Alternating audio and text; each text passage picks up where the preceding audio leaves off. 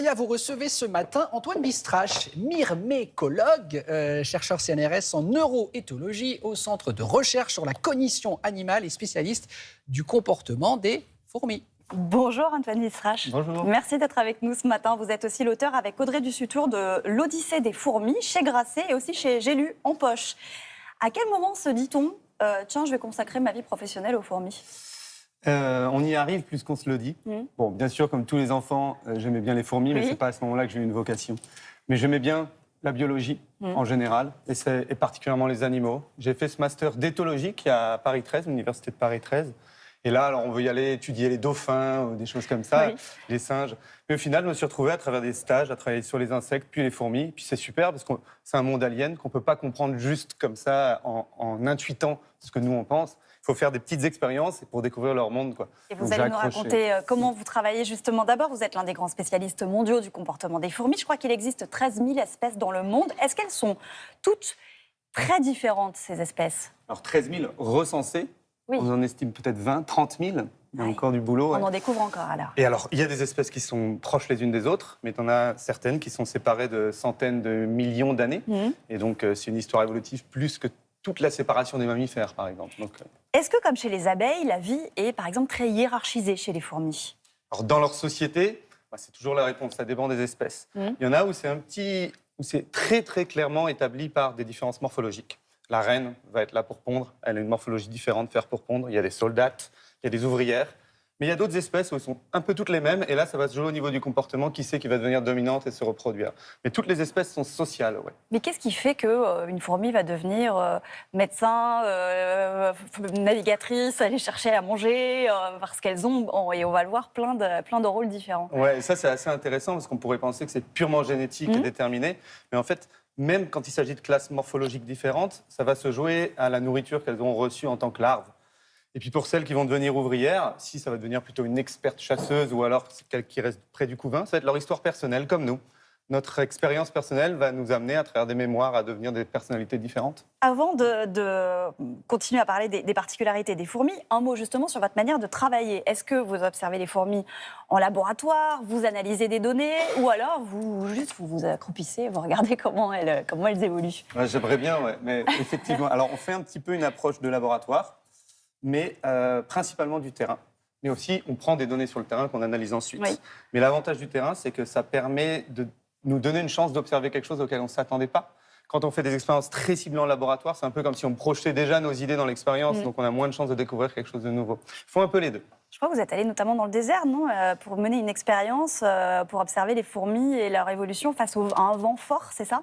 Ah oui, alors ça, c'est une expérience 2012. Ouais. Effectivement, c'était en Australie, à Alice Springs, où on avait simplement posé cette question, est-ce que les fourmis sont capables de compenser? Parce qu'on les voit souvent se faire souffler par des bourrasques de vent. Oui. Alors c'est embêtant pour nos expériences, mais ça doit être une calamité pour elles. Donc on a fait une expérience pour savoir comment elles géraient ça. Et on a pu voir qu'en fait, avec des caméras à haute vitesse d'acquisition, elles font une espèce de comportement où elles s'accrochent au sol avant de se faire souffler. Ça leur ouvre une petite fenêtre temporelle, et à ce moment-là, elles vont faire une prédiction dans quelle direction de compas elles vont se faire souffler, en intégrant comment bougent mes antennes, qui leur donnent l'information du vent, et en regardant le ciel, parce qu'elles peuvent voir des choses que notre œil ne peut pas voir dans le ciel, qui leur donnent une information de compas, et du coup d'en déduire dans quelle direction elles risquent de se faire souffler. On a pu montrer ça. Quelque chose qui nous dépasse. Et elles arrivent à revenir, à retrouver leur chemin ou pas?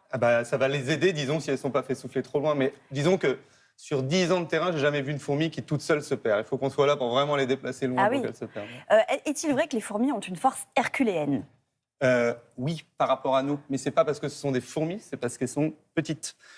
En fait, dans un monde beaucoup plus petit que le nôtre, les forces de la physique ne s'expriment pas de la même manière. La gravité devient beaucoup moins importante par rapport à tout ce qui est viscosité de liquide ou accroche au mur. Pour elles, ça ne doit même pas être si évident quand on est sur un mur vertical ou sur le sol, parce que la gravité n'est pas si forte. Et donc, elles ont aussi cette force du fait de cette petite taille, quoi. Il paraît qu'il y a des fourmis altruistes, capables de se sacrifier pour les autres, mais il y a aussi des tueuses en série, par exemple. C'est vrai, tout ça? Oui. Alors, toutes les fourmis, puisqu'elles vivent en société, ont un côté altruiste bien développé. Ça, c'est clair. C'est pas comme un animal solitaire où il va être purement pour lui-même. Et après, d'une espèce à l'autre, effectivement, c'est ce qu'on raconte dans le livre. Il y a une énorme richesse, juste derrière le mot fourmi, de comportement, de morphologie, d'écosystèmes différents. Vous parlez du cerveau des fourmis. Elles sont intelligentes, les fourmis? Il y a une intelligence, vraiment? Oui, alors tous les insectes ont un cerveau, avec une trentaine de sous-régions. Donc, ce n'est pas juste un ganglion, comme certains le disent. Ils ont aussi des ganglions qui vont dans le thorax, comme notre moelle épinière, mais ils ont un véritable cerveau. Et ce qui est magique, je trouve, c'est que tous ces insectes montrent des comportements complètement différents. Même au sein des fourmis, ça peut être des comportements très différents. Pourtant, c'est un cerveau assez similaire. Un peu comme nous, par rapport à un cerveau de souris, il y a quand même à peu près les mêmes aires cérébrales. Et on essaye de comprendre justement comment ces tout petits changements permettent de faire une richesse de comportements aussi variés. On a évoqué rapidement les fourmis tueuses en série. Il y a une fourmi dont on parle beaucoup en ce moment, qui est la fourmi de feu, une espèce dangereuse qui aurait été là repérée, enfin, c'est même pas du conditionnel, elle a été repérée en Europe. En gros, elle mange tout ce qui l'entoure, il n'y a pas de prédateur naturel. Sa piqûre est douloureuse, on dit qu'elle tuerait 10 fois plus que les requins. Est-ce que ça, la présence de ces fourmis en Europe, c'est la conséquence du changement climatique ? En partie, oui. Alors, l'histoire des invasions de fourmis, c'est principalement lié aux relations commerciales humaines. On transporte des pots de plantes, tout ça, c'est avant tout nous qui les transportons. Avec le réchauffement climatique, il peut y avoir des espèces qui avant étaient cantonnées au milieu tropical qui peuvent commencer à remonter.